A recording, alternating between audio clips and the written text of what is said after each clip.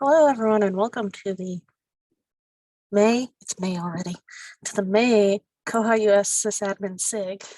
I'm Lisette, the chair of the committee, and I just put our agenda, which is the same like link agenda we start with every month, in the chat. Does anyone have any reports that they would like to talk about? Cool things they've been doing, questions they have. I have a thing, which is that I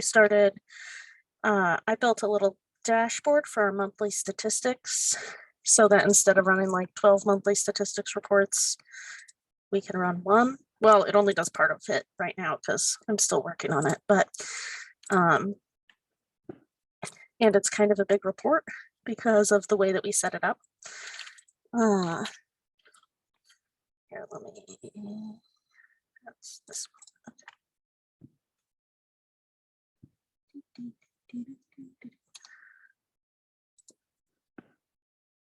Share my screen, that screen. It's running now. It's very slow. I probably should just wait to share the screen until it's loaded because it's going to take a few minutes. Because it's kind of a big report, but it's nice because we have it set up so that we it gives us all our stats in like this row is the Beauville branch, and then this row is the Deary branch, and then Genesee, Julietta, or no, sorry, column, by each column, because that's how our stats sheet is set up. So then we can just copy and paste from this report straight into our stat sheet, and it works very nicely. But to do it that way, we basically had to do like left joining each cell, basically. So it's a very long report. Actually, I guess I can show you the report because I've got that open. So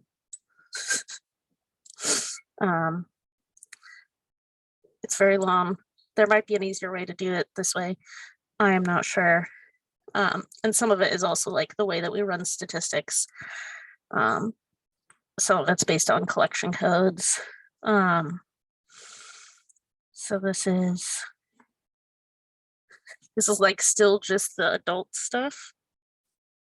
Yep, not the Juve collection codes for each branch.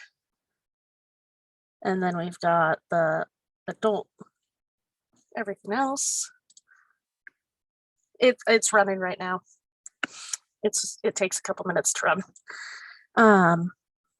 It looks so small is what it looks like. Oh, in the chat, George asked if I run it, what does the result look like? And some of the sections are a lot smaller, you know, like this is each branch, just how many checkouts total. Or no, this is the stuff that we get from the rest of the consortium. This is the checkouts total, new accounts, purchase suggestions in the last month. And then we have one other thing that we're going to add to this that I just couldn't get for this month, which is the stuff that we send out to other Valnet branches.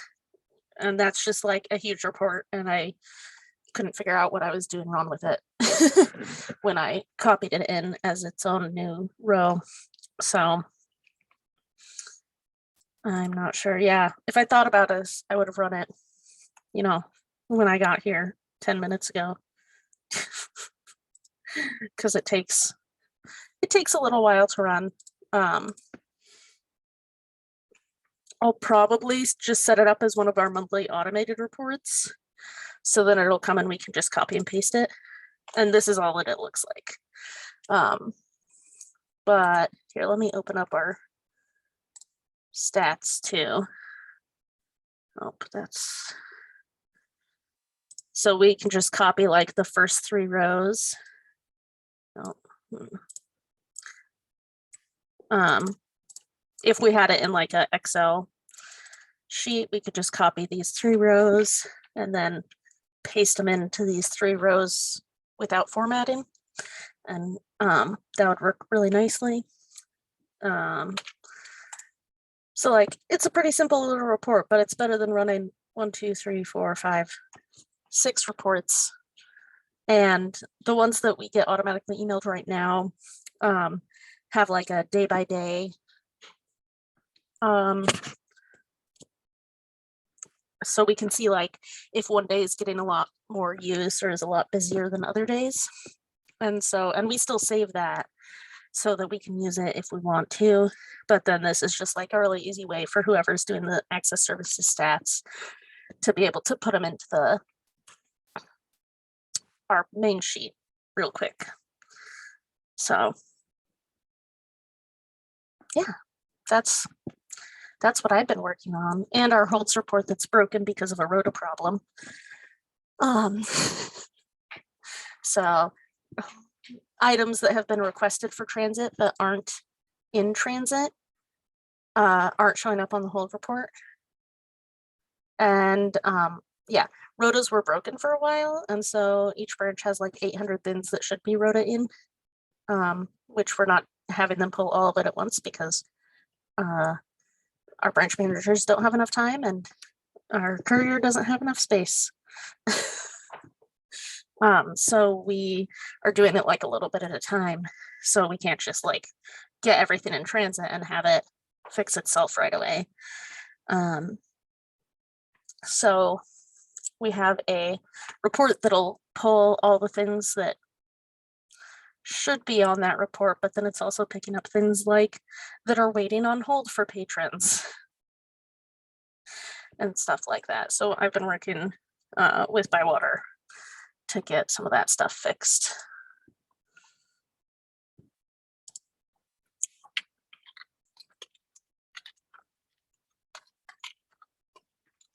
Does anyone else have any reports they'd like to talk about or questions they've got? I was just looking through my most recent reports. One that's not exciting, but sort of exciting that I've been working on, and Nick basically sent it to me and I tweaked it. So we use Novelist Select and Library Aware, and I've been sending ISBN updates every month forever because that's how we update.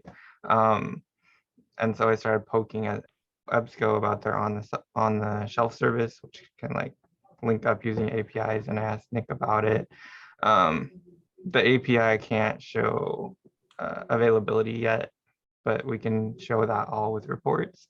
So I sent the public report to the EBSCO people, and they seemed pretty excited that what they could pull with it. So they've added that to their development queue, and hopefully we can get that working so that we don't have to, we can have a more live synchronization between Koha and their services. And all it is just a report that pulls availability, some bib data, and then it's set to public so that they can query that by bib number. So that's sort of exciting if we can get it off the ground. Yeah. And then the other thing I've been working on is displays, and I have a report to kind of track how long things have been on a display. We're using the course reserves module as a displays module. So I have a funky little report I can show here, maybe. Okay, I guess I can show this one too if you're interested. Like I said, this is the feed testing. So it sends them the ISBN, the link in the OPAC, item type, how many are owned and how many are available. So it's fairly simple, but it gets the information that they need for that. And then the on displays report is this one. And our primary use case at the moment is new shelves. So we're using the course reserves module to track what's new within a display. So like I've got it, everything relabeled here. And then we've got different displays, and there's probably nothing, there's some test items in here.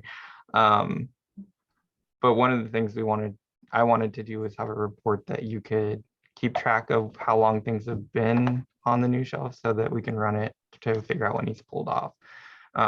So I've linked up that report here, and then it's just a simple like things that have been on display more than how many days. So if I put in 0, it'll give me everything. And then I can see how many days it's been on display, how many days since it's been purchased, so I can make that comparison. And our circ staff can go in, run the report, and bring it back, and then remove the things from the display that need removed. So those were like my top 2 most recent reports, I think. I don't know what else I've been working on. But yeah. I would love to get displays going here that way. We just haven't been able to get people on board. We're in the testing phase. So I've got Yeah. 2 libraries playing with it right now, and then we're gonna test it here on site starting next week. And then we've got a big use case here. So I think I've got it all fleshed out. There are still a few places where it says course reserves instead of displays that I can't really fix. I did find a way to change the URL slugs, but I didn't think it was worth it. So because I thought I was breaking other things. But it would be nice if that could be its own thing in Koha, so we don't have to adapt the course reserves module. And I know there's a ticket out on that. I'm hoping to, once we get it like fleshed out, I can share what I've done on the ticket as an example of how it could work if it could be added to the code. Cool. That is very neat. I might, is it, so there must be some displays on your OPAC then, because you've got it. Yeah, it is turned on. So it's, like I said, there's not a lot of use, so you're not gonna find much, but I can give you, and I don't have it linked up in our OPAC yet. Okay. But I can show you, I can give you the direct link. I've tried to convince some of the people, like the other systems folks in Valnet, but haven't been able to like set it up to give examples of how it would work and how it would look in the OPAC. So there's a link to that display, and then you can follow the breadcrumb back to see the list of displays. And I did make, there weren't a lot of modifications on the OPAC. It was just a few places where it said course reserved that I changed it to display. Yeah. But if you click into the book, it also shows on the record, like in the items, there's a column that shows that it's on display. And that was one of kind of the selling points for us, because that shows the patron where it's at. It's and then they can also click on that to see like, oh, what else is part of that display, which is nice. Yeah. Yeah. Cool. Thanks for sharing.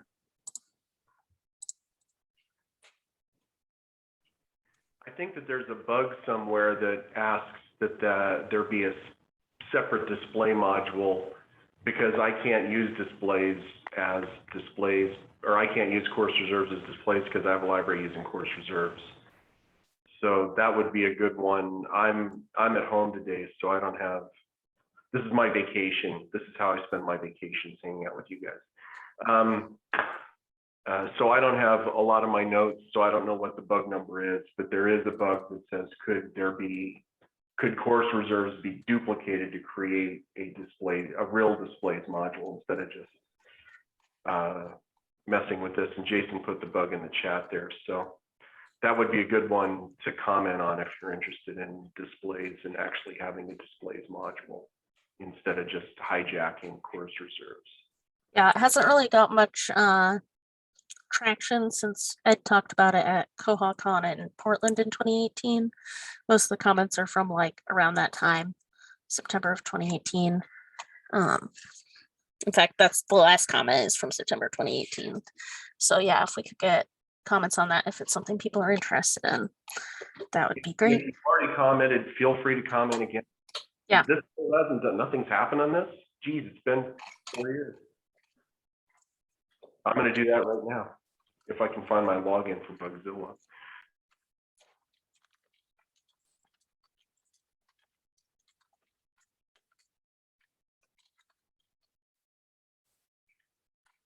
I just commented, we'd still love something like this. So everyone, all 9 people will get an email. Any other neat reports? Oh, yeah. Any other report stuff people want to talk about or questions they've got? I had to rewrite, after the upgrade to 2105, I had to rewrite my missing in transit report, which is a report that will, you know, the built-in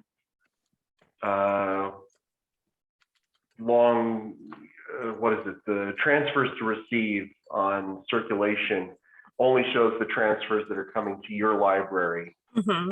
And I have a report that will show not only the things that have been in transit to your library for a long time, but the things that you've shipped to other libraries that have been in transit for a long time, and the things that are owned by your library that have been in transit for a long time. So let me, I've dug that up, and then I opened Bugzilla, and I think I lost it. So let me see if I can find that again. There we go. And that's this one. So if I just edit it,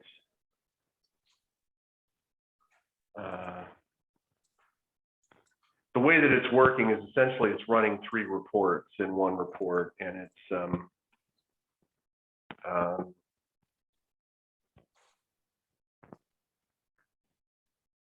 doing a report for things in transit to you, and then unioning that with the report for what do you own, and then unioning it with another one. So when you run it, and I've got it set up so that when you run it, you only have to enter the library that you're at. So if we go to Leavenworth, we'll most likely have some. And I also have some, you can sort it so that the sort includes the home library, or the sort doesn't include the home library. That way, instead of, if you include the home library, then it's going to sort it so that you see all the things that are owned by each individual library. Like the first part of the sort will be Carbondale, Horton. So that doesn't make for a good shelf list, because if you're going around the library, you're not getting things in call number order, you're getting them in library order first. And so there are only 12 items that are missing in transit between, well, I thought I picked Leavenworth, but this is I coming think up. you picked the Nichols branch. I must have. Because it's showing things currently at Nichols or in transit to sent from Nichols to someplace else. So I must have grabbed the wrong branch. But this is showing the things, you know, this was sent from Paola to Nichols, and the rest of these were sent from Nichols. And there's a transfer reason over here, return to home. And some of them are old enough. You know, this one's been in transit since 2019. So it's been in transit long enough that that transfer reason wasn't a field in the database at the time that that transfer was sent. So It looked like you had a little mail to button, so you could just click a. yeah, what I did was the report grabs the library's address, and it grabs the addresses for all the libraries. So when you click the send email button, it uses all the, can you guys see that email, or did I share that? Yes, not the email, just the Koha still. Okay, let me stop. I'm sharing I'm not sharing the window, I'm sharing there we go, that's what I should be sharing. So when you click on that, it produces a whole mail to button. And the mail to includes If you've never used mail to, it's a useful way of structuring an email and turning it into a link. Most people just use mail to, and then they only use the email address, but you can also use mail to include CC addresses, subjects, and actually a body of the message. So this way, if I wanted to contact Carbondale, I could click on mail to, and I could send this to Carbondale and say this item was shipped. An item owned by Carbondale was shipped from Neckles to Carbondale on this date and has not yet arrived. And then it plugs in all the information about that item. So That's really cool. Would you be willing to share that yeah, little mail to snippet? I'll put it on the wiki. Cool. I want to make sure that it's running right. I could have sworn I chose Leavenworth. So I'll make sure it's running right before I'll make sure there isn't some error in here before I post it. Yeah. I'm gonna have to bow out in a couple minutes to go. I'm moving desks today. I think you missed that, George. I'm gonna be where I don't know where A was. Oh, Over by the supply room.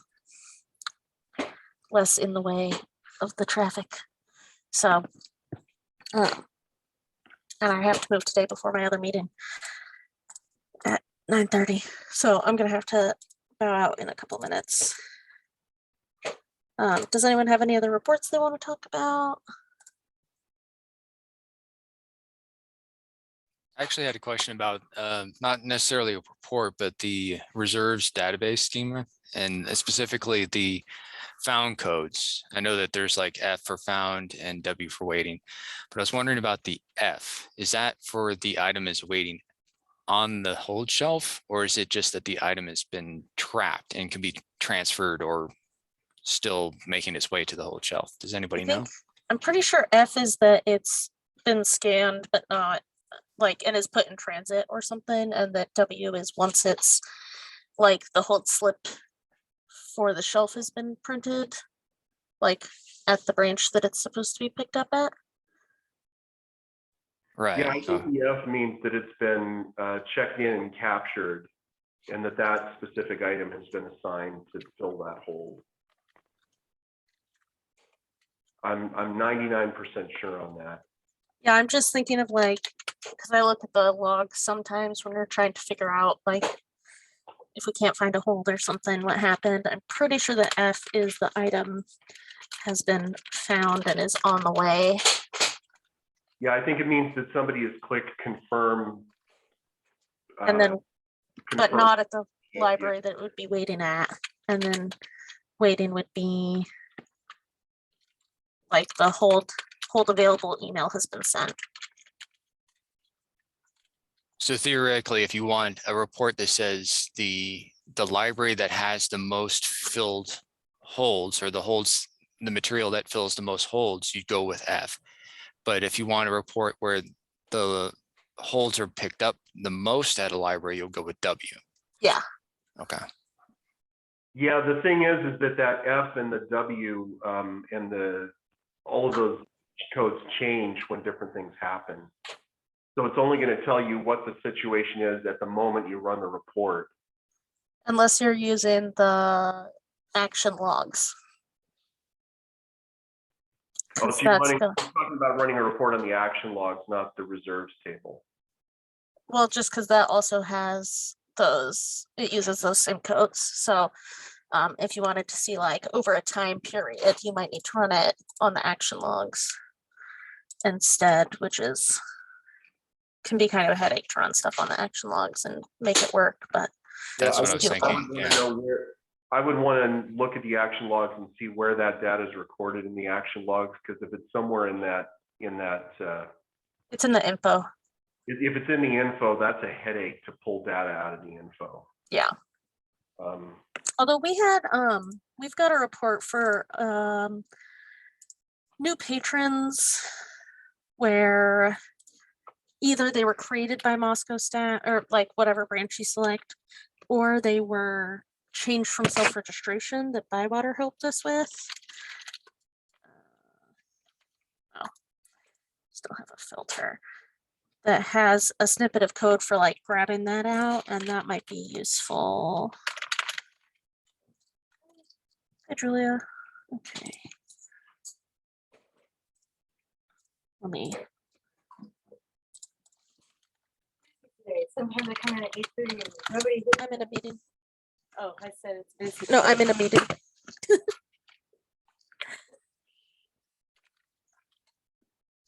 right. Oh, weird. I hate coming to meetings on my laptop because it makes my hands look like it. Look like they're part of the background.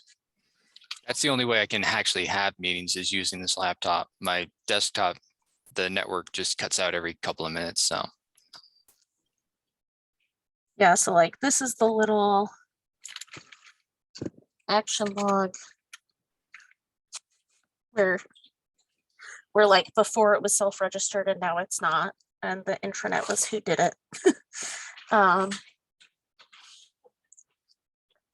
To grab the patrons that aren't that were like changed from self-registered patrons. And we use this to like check for duplicates and make sure all the information we need is filled out and that kind of stuff, because we don't have paper applications anymore. So CERT goes through and does that like once a week. So if you're trying to get started with querying action logs, info stuff,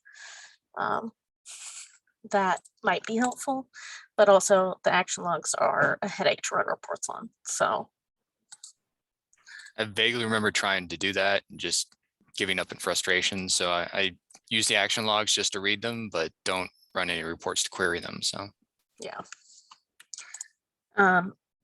Okay, I have to run, but you should all have access to edit the agenda if you need to add any notes, I think.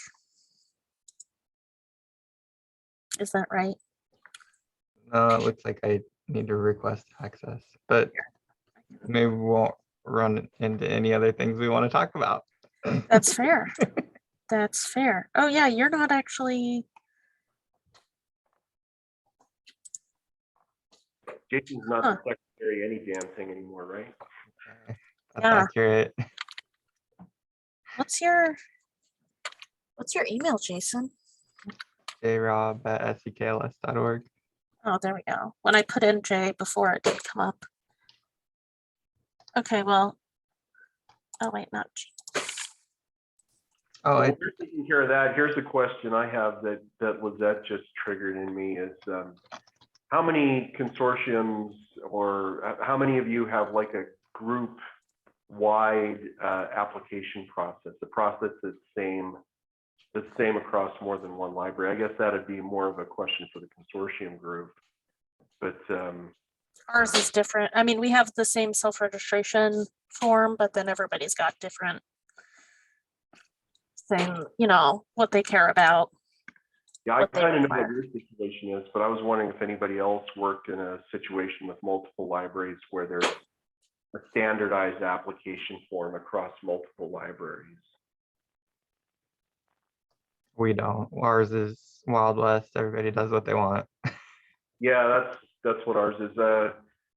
When Christopher Brandon and I were talking in one of the videos we did recently, they actually spent a long time moving away from paper registration forms.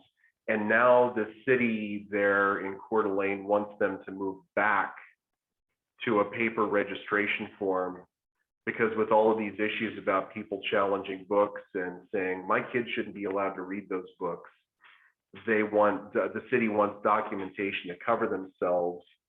So they're having people sign a form that says, you know, I understand that my child, you know, I understand that, you know, what I check out is my responsibility, and then signing the form, and then they're filing that so that when somebody tries to say, you know, how come my child checked out this book, or how come you're allowing people to check this out, they've got a document that people have signed that says, you know, I understand that what I check out is my own damn business.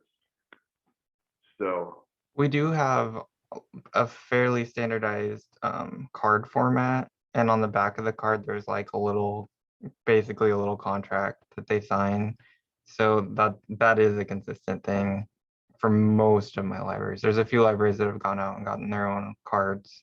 But we do have that, I guess. That might be a way to cover it.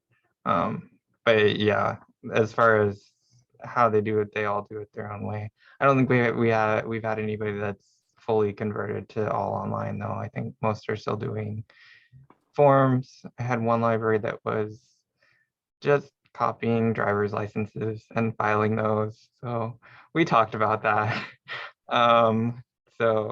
We do have a sort of stock form template that we give them if they don't have something established already. Okay, I was just curious, and Lisette's we don't do paper forms thing is what triggered me. And because I know they don't do paper forms, but I know every other library up there has a different process, and every other library here has a different process and a different form, and some of them do paper forms, some of them have. The library that I have that fought the hardest against the built-in Koha self-registration now has their own self-registration sheet in a Google form, because that's better than what we were doing before, I guess, and some issues like that.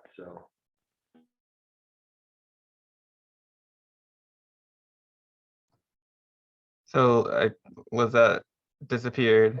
So I guess we'll charge forth. Are there other bugs or topics that we need to talk about? Anything you guys have questions about or bugs you're fighting?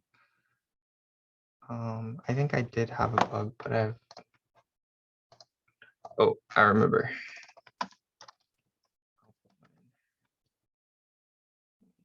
Find it because I had somebody complain about it yesterday, and we've talked about this in the past. So okay, one of the issues that we're running into is when you go to renew an item that's on hold, it'll flash up really quickly that it's on hold and the renewal has failed, but then it reverts back to it like it's really hard to see that messaging. And somewhere along the way it changed. So like before it would show on hold in that column and prevent the renewal entirely, but now it lets you try and renew it and then tells you that it's failed and reverts back to letting you try and renew it basically. So this bug would make it so that on hold supersedes the ability to renew. So that's one that I've had problems with recently, and it hasn't gotten much movement.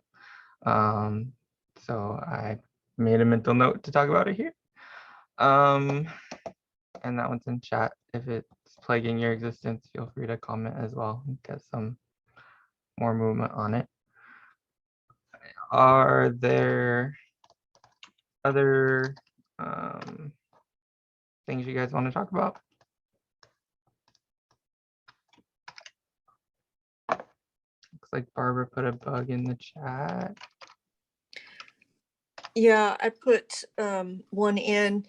This is just, you know how they made those, the way you can add on to the URL to disable your CSS or your jQuery, but I can never remember what that string is that I'm supposed to put in there.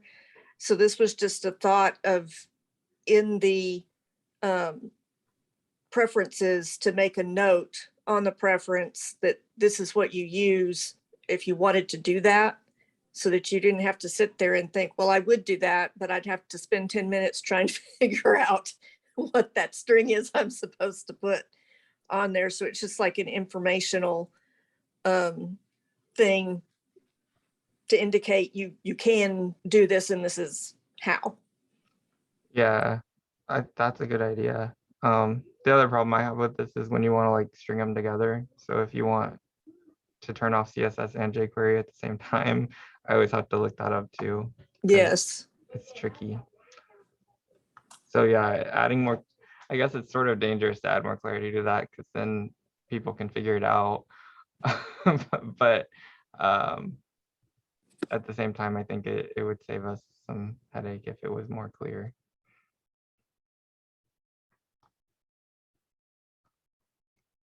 All right, I've added that one to the agenda / notes as well. What else do we have?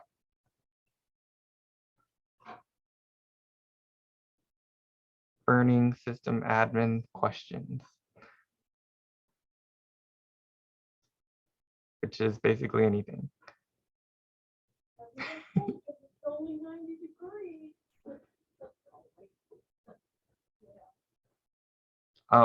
Oh, I guess I will mention, I had some conversations with Sam Passy at Uinta, and he's been talking about kind of rallying behind the development to bring Ferberization to the staff client in Koha. I know that there was a pretty hefty development on the Bywater dev site that has largely been put to the side, mostly because Aspen's been filling that need for Ferberization, but we're not an Aspen location, so that's something that we'd love to see added to Koha. So if that's something that interests you, I'm sure he would take more eyes on that. So I told him I would throw that out here and everywhere that I go, because I'm really excited about the idea. For us, Ferberization and the staff client would mean that, and hopefully that could also bring it to the OPAC for base Koha, would mean that the holds would flow better. So we don't have to worry about having the different formats on separate records, because the holds could conglomerate back together and the patron could have a choice on what format they get, or just say I want any kind and get whatever they can get fastest. So I'm excited that that might be in the pipeline again. And if it's something that you're interested in, like I said, I'm sure Sam would love your support as well.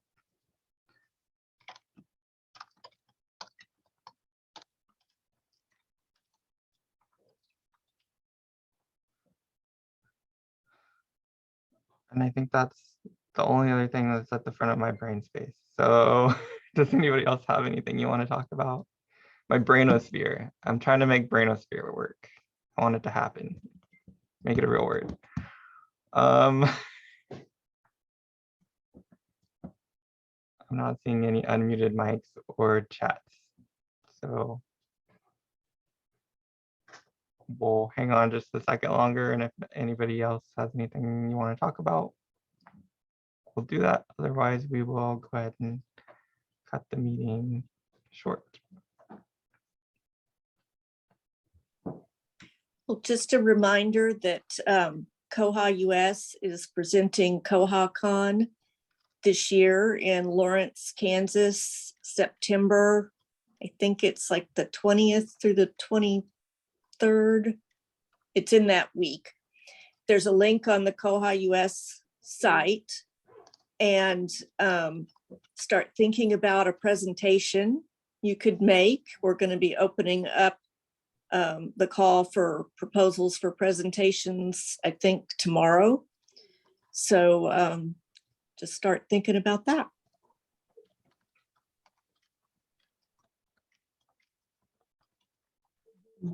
And I put the link in the chat if you're interested in checking out what's going on with that. You know, actually, I just, oh, sorry, Rob. Jason, go for it. Oh, I was just going to answer Kristen's question. The KohaCons are always hybrid, so we will have an online component. We'll probably do it like we have in the past with the koha-US conferences, where we're live streaming the event to YouTube, so you can participate and watch the presentations and such. Okay, Daniel, go ahead. Sorry about that. No problem. Elasticsearch are people using that now? Last time I was looking into it, Bywater was saying that it's not quite there, and I think it was like last year. And I'm wondering if it has improved at all in the last like 6 to 9 months since I looked at this. So we switched late last year, I think, and it's definitely, we're a consortium, so our catalog's big. Zebra was getting really slow. So it's definitely sped up our searches. I think the only issue we've really run into is the fact that fuzzy isn't built in anymore. So you do have to like append a little tilde at the end of terms if you want to do a little sort of spell checking. So sometimes our results are less, I wouldn't say complete, because before fuzzy would give you all kinds of crazy stuff they didn't want anyways. But we do pull back less results, and it is more important to have that spelling correct. But other than that, I think it's definitely helped, especially with speed and also with accuracy.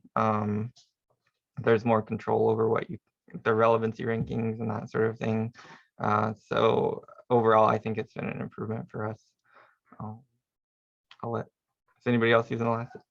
We've been on it for several years. I think we were an early adopter, and it has improved. It's not perfect. So even when I search for a title and I think it ought to be, the top hit based on what's in the title, maybe, it doesn't always work that way, but it will be further up in the list of results than it was with Zebra. And it also seems like the different formats of a title you might have seem to be, further up in the results and more grouped together.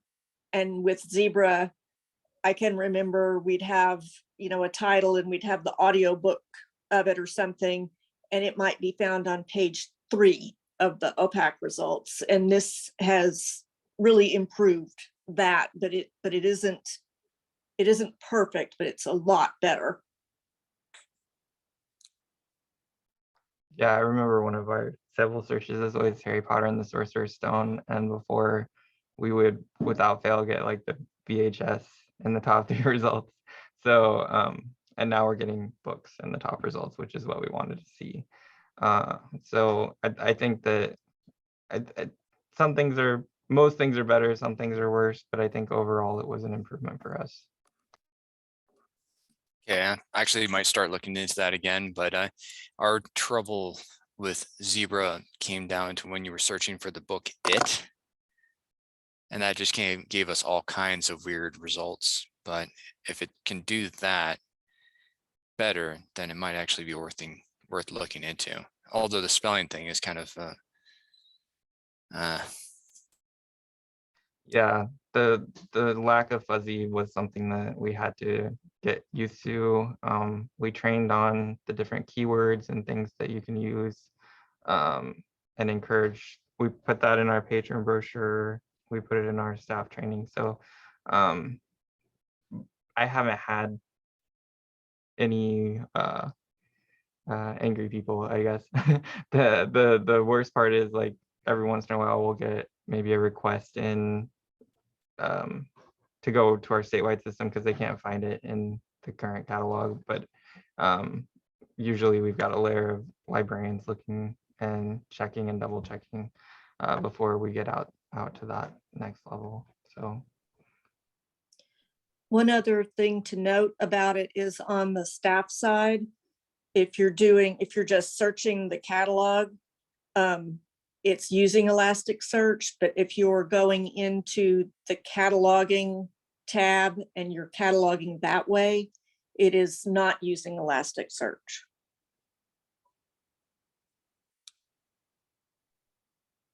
good to know. Okay.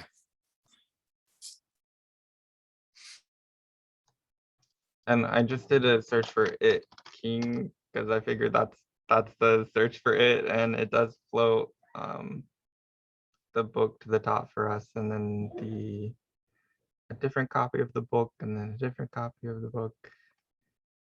So yeah, I don't know what your use case looks like, but I do have the movies on the front page as well, just a little further down. One other thing we have noticed too is, like I say, we've had it running for a couple of years, I think. And then staff will start complaining about, searching not being, how they think it should be. And then I'll go in and check our settings and we've lost our rankings. And I don't know why. I don't know if it happened during an upgrade. I'm not sure, but I've had that happen, I think at least twice. And it's kind of like, well, no wonder it's not working. the rankings aren't in there. So I'm not sure why that has happened, but it has for us. Yeah, and I don't think we've run into that problem, but I don't think that we made any adjustments. So I wonder if it's like reverting back to the vanilla settings whenever you upgrade or something. That's an interesting thing I should keep an eye out for. Yeah, I wasn't planning on taking a look at this until we go through the next upgrade, which is that 2111? It's the one that's coming up. Yeah, 2111 should be the next version that Bywater customers are getting up on this summer. Hey, I'm actually I'm on. I know the upgrade coming. That's great.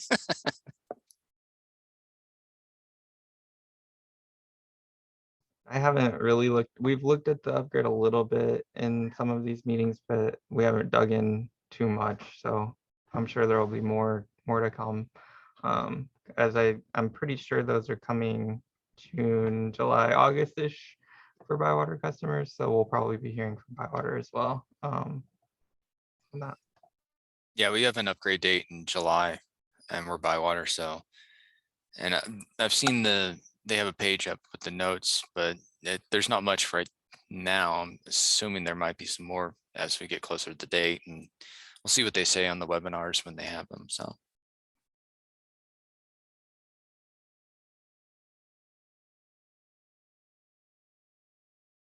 All right, we've almost pulled it to the full hour. Is there any other discussion, questions, curiosities anybody has?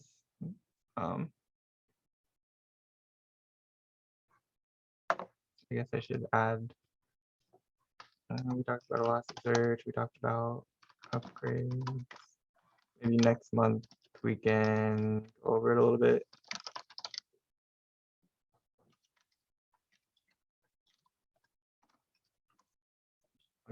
I'll put that on for Lisette to look into. All right, I'm not seeing any other discussion, so let me just double check. The next sysadmin meeting is going to be happening on Tuesday, June 14th at the same time. Like I said, maybe we'll dig into the upgrade a little bit. And of course, we'll probably have the usual slate of topics, reports, bugs, anything else cool you're doing. So feel free to bring that next month. So thanks everybody for coming.